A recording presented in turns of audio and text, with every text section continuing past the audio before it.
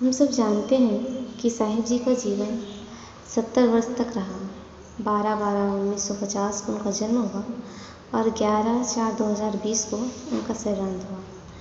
साहिब जी के जीवन को शुरू से अंत तक अगर हम ऑब्जर्व करें, देखें, तो ऐसा लगता है कि किसी एक पर्सन में इतनी सारी क्वालिटीज़ कैसे हो सकती हैं। दया, क्षमाशील, परोपकार, सुंदर आचरण, मृदुभाषणी, मास कोमल हृदय, पवित्र रहनी, उज्ज्वल चरित्र। मतलब इतनी वर्षों के जीवन में एक भी आज नहीं, इतनी पवित्र रहनी। उनके जीवन को देखने से लगता है कि काश मैं भी ऐसी होती, मेरा जीवन भी ऐसा होता। ये विचार सबके मन में एक बार आया होगा। हम अनेक वीरांगनाओं की कहानी सुनते हैं, उनकी जीवनी पढ़ते हैं। हमें बहुत खुशी होती है कि वे सब नारी होकर, स्त्री होकर इतनी वीरता का काम की। लेकिन एक ऐसी ही वीरांगना के साथ हम सब रहे हैं, उन्हें देखे हैं, उनके साथ जिए हैं, और वो है साहिब जी।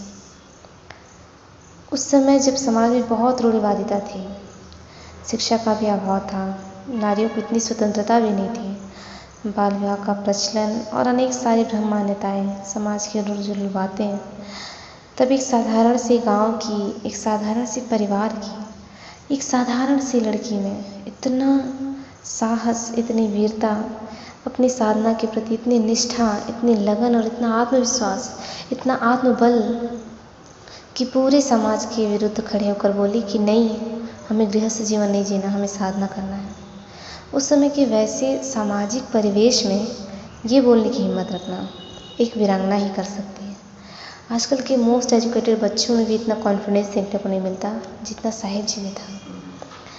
संजय साहिब जी बता रही थी कि जब आश्रम निर्माण के विषय में विचार विमर्श हुआ उस समय बहुत पहले, तब किसी साधु ने कहा था कि महिलाएं एक साथ रहकर शांति से नहीं रह पाएंगी, साधना नहीं कर पाएंगी। तब साहिब जी ने निश्चय किया कि मैं इस साधु को ही करके दिखाऊंगी। कहते हैं कि जीवन में जब भी कुछ अच्छा करना चाहो तो कभी पीछे मुड़कर मत देखना, क्योंकि इतिहास रचने वाले पलट पलट कर देखा नहीं करते हैं। साहिब जी भी ऐसी ही थी, एक बार जो निश्चय कर लिया फिर मुड़कर नहीं देखी। ऐसा नहीं है कि उनके जीवन में मुसीबतें, प्रतिकूलताएं नहीं आई होंगी, उनके जीवन में भी प्रतिकूलताएं आई, मुसीबतें आई, लेकिन वो सभी मुसीबतों को पार करते हुए अपने लक्ष्य की ओर आगे बढ़ती रही।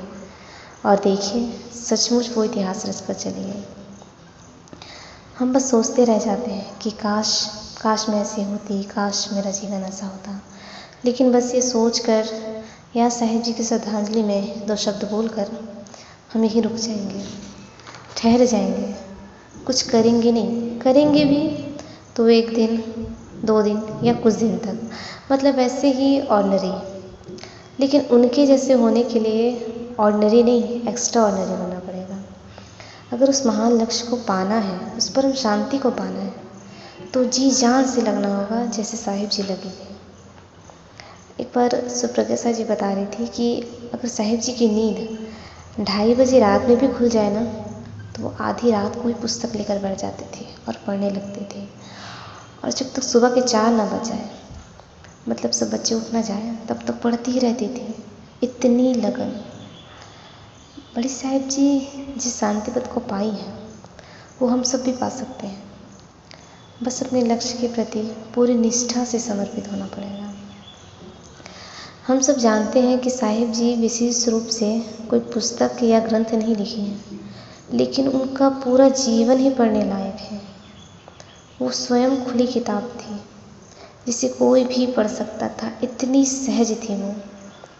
हमें पढ़ना है तो उनके जीवन को पढ़ें, उनके जीवन जीने के तरीके को पढ़ें, उनकी पवित्र रहनी, शिकायत रहित जीवन, इसे पढ़ें।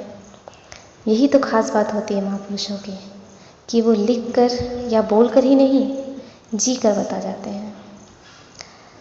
ज़्यादा नहीं, बस एक सद्गुण उतार लें। हम अपने जीवन में बस एक सद्गुण उतार लें और अपने आप को चैलेंज करें कि मुझे इस सद्गुण को कायम रखते हुए जीवन जीना है।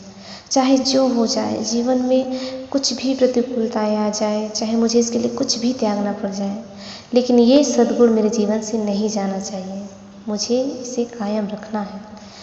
ऐसा अपने आप से वादा करें। अगर हम इतना भी कर लेना, तो साहेब जी के प्रति बहुत बड़ी श्रद्धांजलि होगी।